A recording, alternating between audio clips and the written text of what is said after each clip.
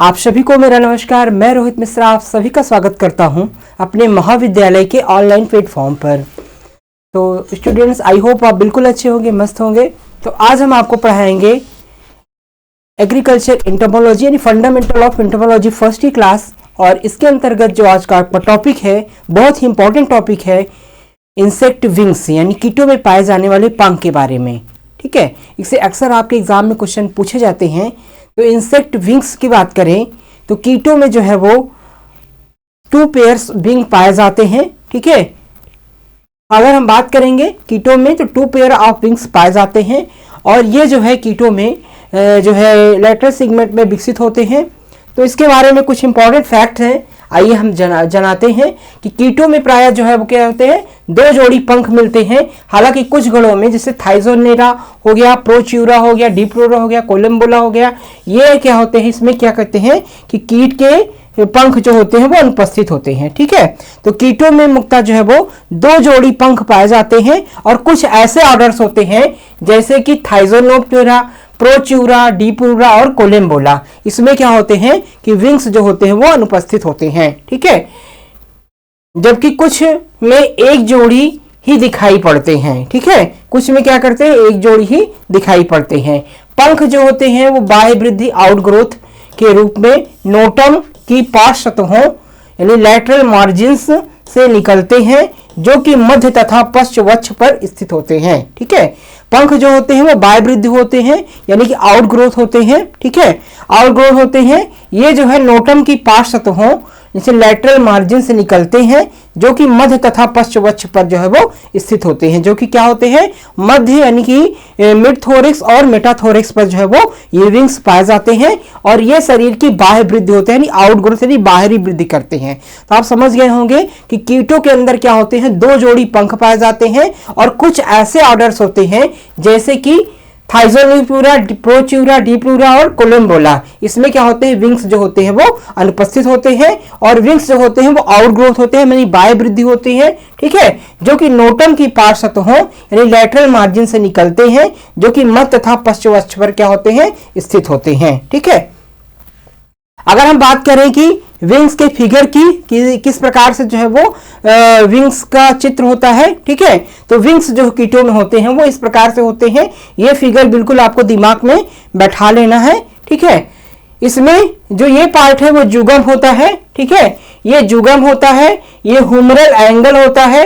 ठीक है, ये बेसल सेल होता है, ये कोस्टल मार्जिन होता है, ये डिस्कल सेल होती है, ये आपका पेट्रोस्टिग्मा होता है। ठीक है, ये क्या है, आपका पेट्रोस्टिग्मा है, ये एपिकल एंगल होता है। ठीक है, ये जो बनाते हैं ये क्या होता है, एपिकल एंगल होता है, ये एपिकल मार्जिन होता है, ये रेडियस होते हैं। ठीक है, एपिकल एंगल बनाकर क्या होते हैं, ये जो है वो रेडियस बनाते हैं। ठीक है, ये मीडिया होता है, एपिकल मार्जिन को हम क्या कहते हैं, मीडिया कहते हैं और एपिकल एंगल क्या कहते हैं, रेडियस कहते हैं। एनाल एंगल होता है। ठीक है, तो इसमें जो विंग्स होते हैं आप जनरली पंखों के मध्य में, ठीक है, पंखों के किनारे एक प्रकार का कोण बनता है जिसको अलग अलग नाम से जानते हैं। तो इसमें 3 प्रकार के जो है वो एंगल बनते हैं। ठीक है, ये कौन कौन से एंगल होते हैं, एपिकल एंगल जिसको हम रेडियस कहते हैं, दूसरा होता है एपिकल मार्जिन जिसे हम मीडिया कहते हैं और एनाल एंगल जो होता है उसे हम क्यूबिटस कहते हैं। ठीक है, रेडियस, मीडिया और क्यूबिटस 3 इसमें एंगल होते हैं। ठीक है, ये जो होता है ये मुड़ा हुआ भाग उसे हम एनाल मार्जिन बोलते हैं।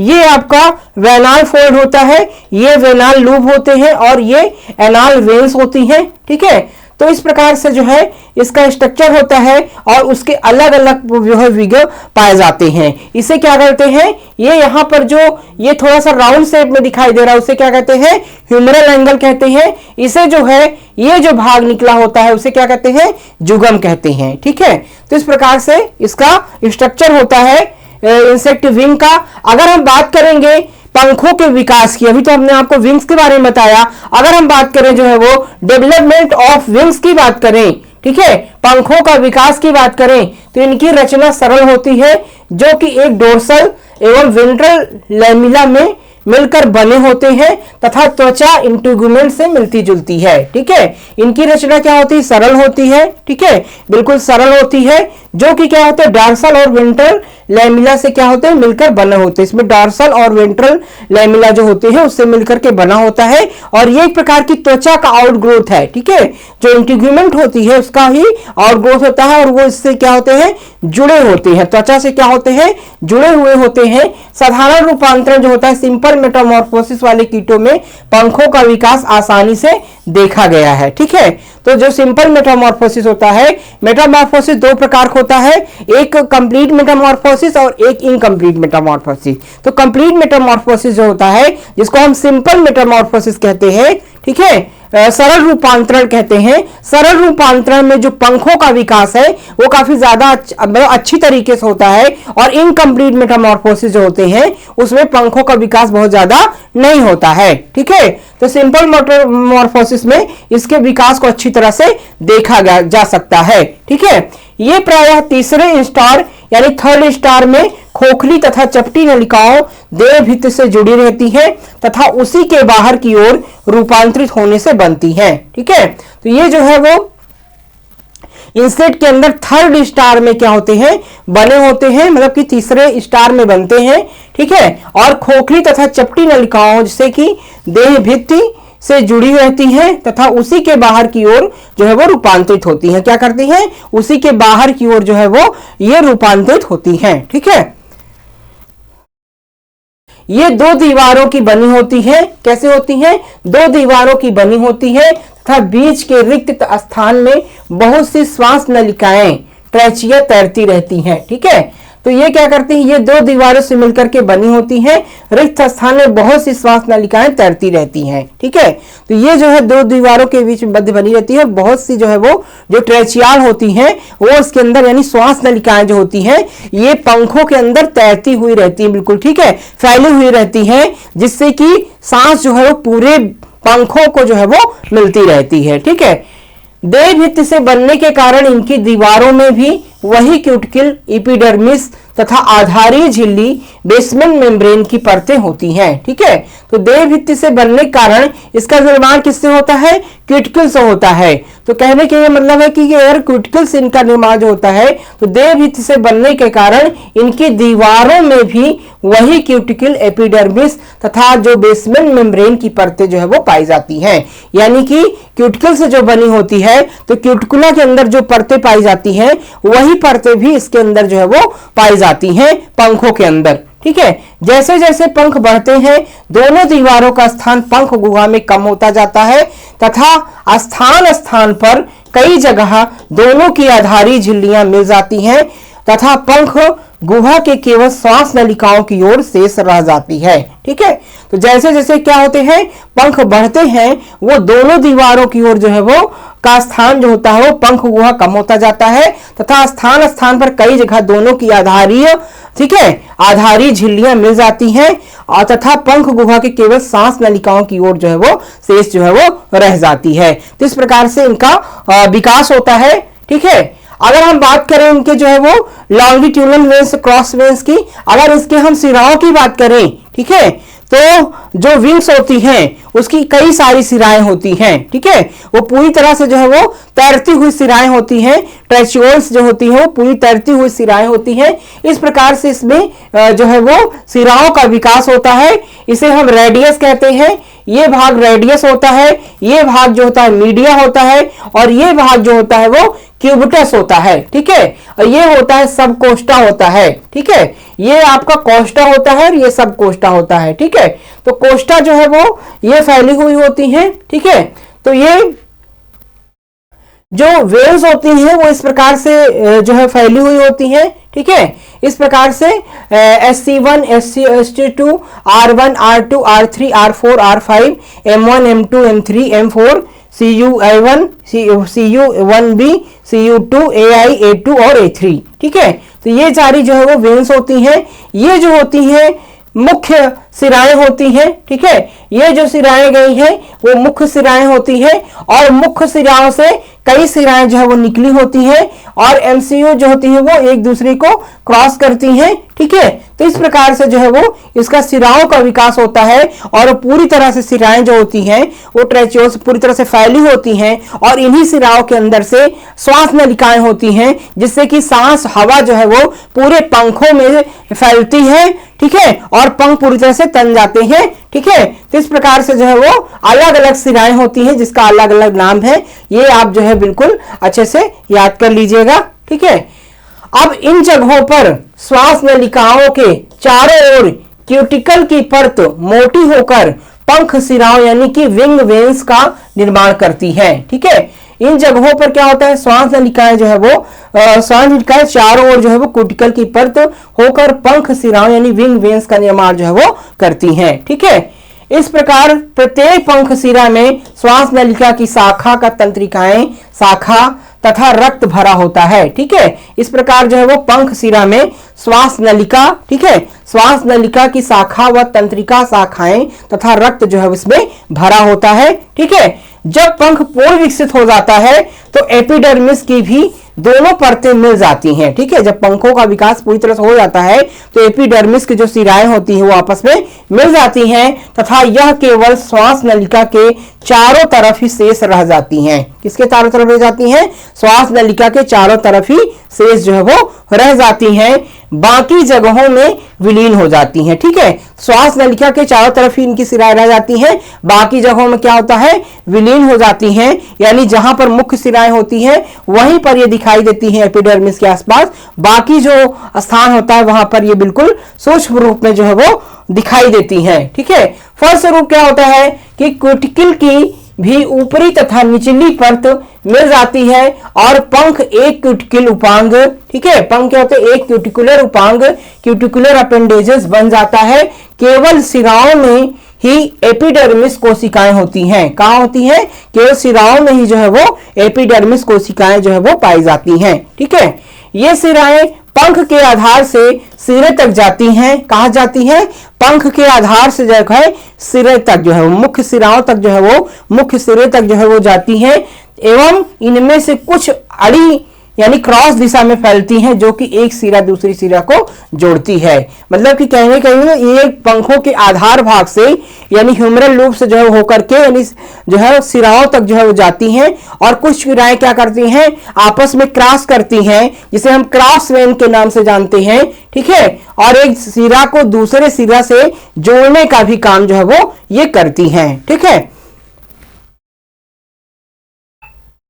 अब हम बात करेंगे पंखों में सिरा विन्यास की बात करें, विंग वेनेशन की बात करें। ठीक है, तो विंग वेनेशन क्या होता है कि पंख के संपूर्ण सिरा तंत्र को सिरा विन्यास अथवा न्यूरेशन, ठीक है, न्यूरेशन कहते हैं। यानी पंख के संपूर्ण सिरा तंत्र के सिरा विन्यास अथवा न्यूरेशन कहते हैं। मतलब कि कहने का मतलब यह है कि पंखों के पूरे सिरा तंत्र को क्या कहते हैं, विंग वेनेशन कहते हैं। ठीक है, सिरा विन्यास से वर्गीकरण की अत्यंत महत्वपूर्ण विशेषताओं का पता चलता है। ठीक है, सिरा विन्यास से क्या होता है कि जो पंखों का क्लासिफिकेशन किया गया है, विंग्स का क्लासिफिकेशन किया गया है, उसकी पूरी जानकारी प्राप्त होती है। और सर्वप्रथम जो सिरा विन्यास को दिया था वो दिया था कॉमस्टॉक और नीधम ने। ठीक है, कॉमस्टॉक और नीधम ने 1998 द्वारा प्रतिपादित शब्दावली का प्रयोग किया था। यानी विंग वेनेशन का सर्वप्रथम जो प्रयोग किया था वो किया था आपका कॉमस्टॉक और नीधम ने 1898 में किया था। ठीक है, इन्होंने पंख में पाई जाने वाली श्वास नलियों का विस्तृत अध्ययन किया और पाया कि सामान्य रूप से ये सिराओं की ही स्थितियों में होती है। ठीक है, तो उन्होंने क्या किया था, पंखों की सांस नलिकाओं का, पंखों में पाई जाने वाली श्वास नलिकाओं के बारे में जानकारी प्राप्त की थी, उसका विस्तृत अध्ययन किया था और जो है सिराओं की स्थितियों के बारे में जानकारी प्राप्त की थी। ठीक है, उन्होंने उनका विस्तृत अध्ययन करके एक ऐसे परिकल्पित प्रकार के सिरा विन्यास की रचना की जिससे अनुमानतः सभी प्रकार की किस्में उत्पन्न हुई। ठीक है, इन्होंने इस प्रकार की सिरा विन्यास के बारे में अध्ययन किया कि जिससे सभी प्रकार के पंखों के बारे में जो है विस्तृत जो है वो जानकारी प्राप्त हो सके। मतलब कि सिंपल मेटामॉर्फोसिस के जो पंख हो, सिंपल मेटामॉर्फोसिस इंसेक्ट के विंग्स का इन्होंने विस्तृत अध्ययन किया और ऐसे पंख का अध्ययन किया जिससे कि कॉमन रूप से सारे हर प्रकार के पंखों को जो है वो में ये चीजें पाई जाती हैं। तो कॉमस्टॉक और नीधम ने जो है पंखों के बारे में, विंग एविनेशन के बारे में सबसे पहले अध्ययन किया था और इन्होंने ही ये शब्दावली सर्वप्रथम जो है वो दी थी। ठीक है, तो इस प्रकार से आपको पता होना चाहिए। यद्यपि कॉमस्टॉक और नीधम का शोध कार्य सिरा विन्यास की व्याख्या का आधार है, परंतु मार्टिनो, ठीक है, मार्टिनो तथा टिलियार्ड के अनुसंधानों के कारण इसमें विपरीत हो गया है। ठीक है, तो कॉमस्टॉक और नीधम ने ही इनका जो शोध था, रिसर्च था, वही इसकी नींव है।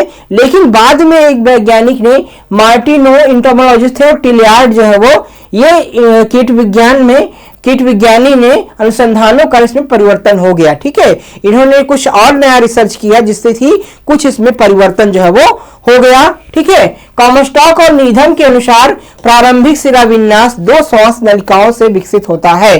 ठीक है, ये श्वास नलिकाएं पंख के आधार के पास एक आगे और दूसरे पीछे की ओर होती है। इनकी शाखाएं पंखों में जाती हैं।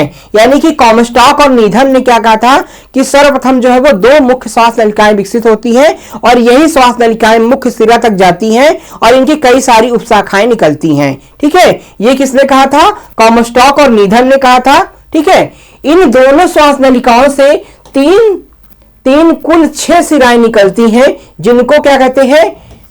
प्रिंसिपल वेन, यानी जिसको क्या कहते हैं? प्रिंसिपल वेन कहते हैं, यानी मुख्य सिरा कहते हैं। ठीक है, तो इन दोनों श्वास नलिकाओं से तीन कुल 6 सिराएं निकलती हैं, जिनको क्या कहा जाता है? प्रिंसिपल वेन, यानी मुख्य सिरा जो है वो कहा जाता है। ये कौन कौन सी सिराएं होती हैं? कोस्टा है, मीडियस है, ठीक है, पेनुलिएट है, रेडियस है, क्यूबिटस और अल्टीमेट है। ठीक है, तो इस प्रकार से इन्होंने मुख्य रूप से 6 सिराएं जो है वो किया था। कितने सिराएं दिया था? 6 सिराएं दिया था। कौन कौन सी सिरा है इसमें? जैसे कोस्टा हो गया, मीडियस हो गया, पेनुलेट हो गया, रेडियस हो गया, क्यूबिटस हो गया और अल्टीमेट हो गया। ये 6 मुख्य सिराएं जो है वो होती है। ठीक है, तो इस प्रकार से ये मुख्य सिराएं कौन कौन सी है? जैसे कि ये देखिए, ये कोस्टा हो गया। ठीक है, ये सब कोस्टा है, ये आपका रेडियस है, इसे रेडियस कहते हैं। ये जो सिरा है आपकी वो R+4 है। ठीक है, ये सिराएं जो होती हैं वो मीडियस होती हैं। ठीक है, तो इसमें देख लीजिए, दिया गया C से क्या हो गया? कोस्टा हो गया। ठीक है, और SC से क्या हो गया? सब कोस्टा हो गया। रेडियस यानी R से क्या हो गया? रेडियस हो गया। ठीक है, R1 R2+3 R3 R5 ये सब क्या है? रेडियस है। ठीक है, R4+5 क्या है? रेडियस है। M1 M2 M3 ये क्या है? मीडिया है। ठीक है, और C1 ये CU1 CU2 ये सब क्या है? क्यूबिटस है। CU1 CU2 CU1, ठीक है, ये सब क्या है? क्यूबिटस है। ये आपका एनाल लॉग होता है, जैसे कि A1 A2, ठीक है, ये आपका केनाल होता है। ठीक है, तो ये सारी जो है वो मुख्य सिराएं हो गई और ये क्या होती है? उप सिराएं होती हैं। ठीक है, तो इस प्रकार से इनकी अलग अलग सिराएं होती हैं। ठीक है, ये M1 M2 ये सब जो है वो उप सिराएं होती हैं। तो इस प्रकार से इन सिराओं को 6 प्रकार की सिराएं जो होती हैं उनको बांटा गया है। ठीक है, कोस्टा, सब Costa, radius, media, cubitus, anal. ठीक है, इसकी ये मुख्य सिराएं होती हैं और इसके अंतर्गत छोटी छोटी सिराएं होती हैं M1 M2 और M3, ठीक है, M4। तो इस प्रकार से इनके सिराओं का विकास जो है वो होता है। ये सभी मुख्य सिराएं आधार के पास एक उपशाखा को जन्म देती हैं। ठीक है, तो ये मुख्य सिराएं जो होती हैं वो आधार के पास क्या होती हैं? एक उपशाखा को जन्म देती है, जिसे सब वेन्स कहते हैं। क्या कहता है? सब वेन्स कहा जाता है। जिस समय पंख मुड़ता है तो मुख्य सिराएं ऊपर की ओर, उप सिराएं नीचे की ओर, इसलिए मुख्य सिराओं का धन प्लस तथा उप सिराओं को माइनस कहते हैं। ठीक है, तो इस प्रकार से क्या होता है? जब पंख क्या होते हैं? फोल्ड होते हैं, तो मुख्य सिराएं ऊपर की ओर होती हैं और उप शाखाएं जो होती हैं वो नीचे की ओर होती हैं। मुख्य सिराओं को प्लस कहता है, प्लस से प्रदर्शित किया था, और जो उप शाखाएं सिराएं होती हैं उसे माइनस से प्रदर्शित करते हैं। इस प्रकार ये सिराएं क्रम से धन के बाद ऋण और ऋण के बाद धन के रूप में मिलती हैं। इस प्रकार से क्या होता है? प्लस और माइनस, ठीक है, प्लस और माइनस, माइनस और प्लस, इस क्रम में जो है वो ये सिराएं क्या होती हैं, आपस में मिलती हैं। ठीक है, आप देख रहे हैं कि इस प्रकार से देखिए, ये देखिए, ये जो है कुछ प्लस है और कुछ माइनस है, तो ये देखिए प्लस माइनस के रूप में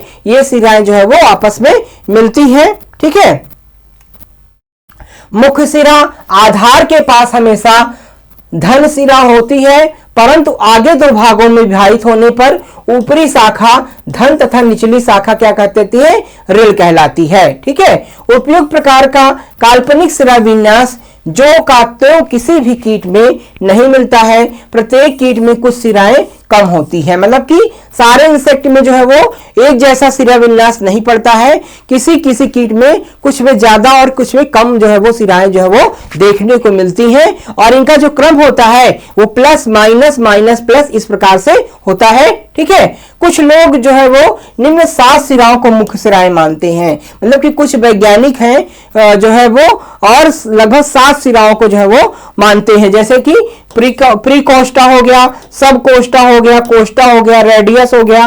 ठीक है, रेडियस हो गया, मीडिया हो गया, एनाल हो गया, क्यूबिटस हो गया, इस 7 जो है वो सिराओं को सिराएं जो है वो मानते हैं। अब बात करेंगे कि क्रॉसवेंस क्या होती है, आड़ी शाखाएं। ठीक है, क्रॉसवेंस की बात करें तो मुख्य सिराओं को आपस में मिलाने वाली सिराओं को आड़ी सिराएं कहते हैं, उनमें कुछ निम्न प्रकार हैं। ठीक है, अगर हम क्रॉसवेंस की बात करें तो कुछ जो है वो जो आपस में क्रॉस करती हैं, सिराओं के पास जो आपस में मिलती हैं, उसे हम क्या कहते हैं, क्रॉसवेंस के नाम से जानते हैं। क्रॉसवेंस कौन कौन सी होती हैं, कोष्टा तथा सब कोष्टा को मिलाने वाली सिरा को ह्यूमरल कहते हैं। ठीक है, कोष्टा और सब कोष्टा को मिलाने वाली जो है वो सिराओं को क्या कहते हैं, ह्यूमरल कहते हैं। ठीक है, सब रेडियस तथा मीडियस को मिलाने वाली सिरा को क्या कहते हैं, रेडियो मीडियस कहते हैं। ठीक है, ये आपको पता होना चाहिए कि कोष्टा और सब कोष्टा को जो मिलाने वाली सिराएं होती हैं उसे क्या कहता है, ह्यूमरल कहा जाता है। ठीक है, और सब रेडियस और मीडियस को मिलाने वाली को क्या कहते हैं, रेडियो मीडियस कहते हैं। ठीक है, और मीडियस एंटीरियर की M2 तथा M3 को जोड़ने वाली सिरा को क्या कहते हैं, मीडियल कहते हैं। ठीक है, और मीडियल को क्यूबिटस से मिलाने वाली तिरछी सिरा को क्या कहते हैं, मीडियो क्यूबिटल यानी मीडियो क्यूबिटल कहा जाता है। ठीक है, तो इस प्रकार से जो है ये सिराएं जो है वो आड़ी सिराएं यानी क्रॉसवेंस कहलाती हैं। ठीक है, जो आपस में दो सिराएं जो है वो मिलकर के बनती हैं। ठीक है, लेकिन मुख्य सिराएं जो होती हैं वो होती हैं प्लस, और जो उसकी उप शाखाएं सिराएं होती हैं उसे माइनस कहते हैं। तो माइनस और प्लस का क्रम जो है वो आता रहता है, और ये माइनस प्लस सिराएं जहां पर मिलती हैं उसे क्रॉसवेंस कहते हैं, और क्रॉसवेंस को हम इस तरह से अलग अलग नामों से जो है वो जानते हैं। ठीक है, तो इस प्रकार से हमारा जो है आज हमने आपको पढ़ाया विंग्स के बारे में, और विंग वेनेशन के बारे में पढ़ाया, और विंग डेवलपमेंट के बारे में पढ़ाया। ठीक है, क्रॉसवेंस के बारे में पढ़ाया। तो इसे बिल्कुल जो है हमारे आरबीएस महाविद्यालय के टेलीग्राम चैनल से आप डाउनलोड कर लेंगे। ठीक है, वहां से आपको पीडीएफ इसका प्रोवाइड हो जाएगा। आई होप आपकी आज की क्लास बहुत अच्छी लगी होगी आपको। तो आप सभी का बहुत बहुत धन्यवाद हमसे जुड़ने के लिए। इसी तरह से एंथ्रोपोलॉजी क्लास पाने के लिए हमसे जुड़े रहिए। आप सभी का बहुत बहुत धन्यवाद। जय हिंद।